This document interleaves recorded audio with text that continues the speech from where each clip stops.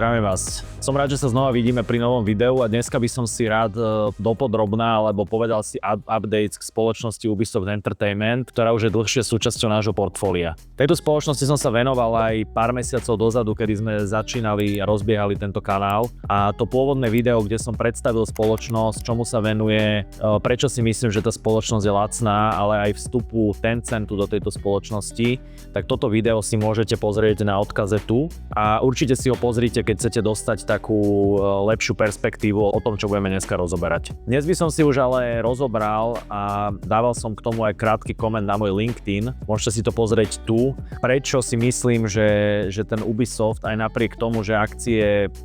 za posledné obdobie výrazne klesli, si myslím, že stále je to investícia, stále je to firma, ktorá, ak nie ste akcionárom, ak veríte v gaming sektor a veríte to, že ľudia budú stále viac a viac tráviť svoj čas počítačovými hrami, budú sa viac a viac zabávať aj v dnešnej dobe AI, kedy pravdepodobne budeme pracovať menej, lebo nám AI výrazne bude zefektívňovať procesy, bude nám pomáhať. A tým pádom si myslím, že viac času budeme venovať či už hrami, alebo sledovaním seriálov, televízií, alebo športovými aktivitami a tak ďalej. V dnešnom videu by som si detailne rozobral aktuálny stav vo spoločnosti Ubisoft a za aké ceny sa obchoduje, aké vlastne aktíva má a za akú hodnotu týmto aktívam dala investícia od Tencentu. A prečo si myslím, že je tam výrazný tzv. Valuation gap, to znamená rozdiel medzi reálnou hodnotou a tou hodnotou, ktorá je dneska na burze. Poďme sa pozrieť na ten môj post, ktorý som dal asi mesiac dozadu na LinkedIn, kde som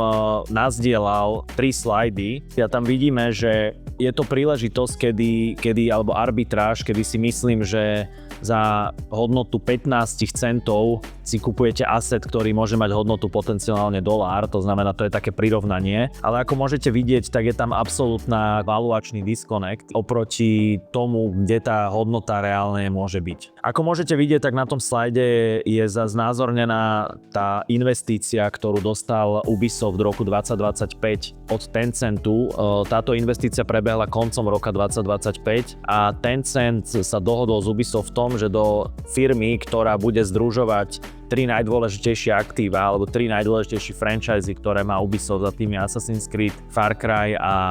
Rainbow Siege, investuje 1,16 miliardy eur. To znamená, že celú túto spoločnosť ohodnocuje na cirka 4 miliardy eur. Tencent za 1,16 miliardy dostal 26%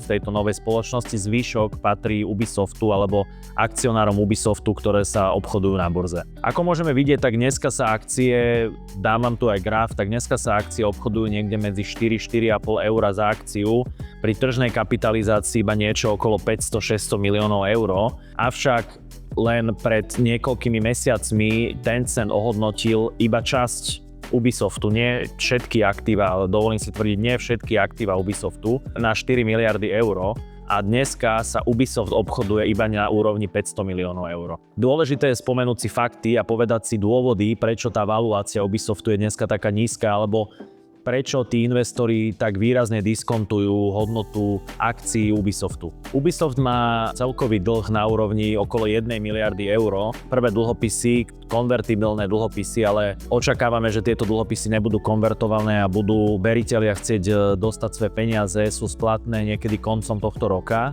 a druhá tranža je splatná budúci rok. To znamená, dneska trh očakáva to, že Ubisoft môže mať potenciálne problém so splatením týchto dlhopisov a môže potenciálne potrebovať nový kapitál, to znamená buď bude musieť predať nejakú ďalšiu časť z jedného zo svojich divízií, alebo bude musieť vydať nové akcie, čím nariedi zostávajúcich akcionárov a to samozrejme nie je pozitívna informácia pre akcionárov. A preto si myslím, že veľa fondov, ktoré stavujú na to, že Ubisoftu sa nebude dariť ani najbližšie obdobie, sú short a tým vidíme, že a plus tým, že táto firma nie je veľmi likvidná, keď máte firmu, ktorá má hodnotu 500 miliónov eur, tak pre veľké fondy tá likvidita tam nie je veľká, aj keď sa síce denne obchoduje niekoľko miliónov eur v akciách, tá likvidita tam nie je veľká, to znamená, že aj menšie fondy, ktoré či už algoritmicky to obchodujú alebo to shortujú, tak vedia sa s tou cenou hrať a to vidíme, že Ubisoft je veľmi volatilný, hej, vidíme tie pohyby, že jeden deň vie naraz 5-6%, takisto druhý deň vie klesnúť o tú istú úroveň, ale ja si myslím, a hovoria o tom aj posledné účtovné závierky alebo posledné výkazy Ubisoftu, že Ubisoft k dnešnému dátumu, takže marec 2026, má na účtoch viac ako 1,2 miliardy eur, plus má peniaze, ktoré dostal od Tencentu, môže využiť na splatenie dlhu. To znamená, že myslím si, že aj keby Ubisoft, čo predpokladá, že tento rok nebude ziskový a nezarobí voľný cash, ktorý môže použiť ďalej, bude mať dostatok cashu na splatenie týchto dlhopisov a bude môcť postupne vyplatiť všetkých veriteľov.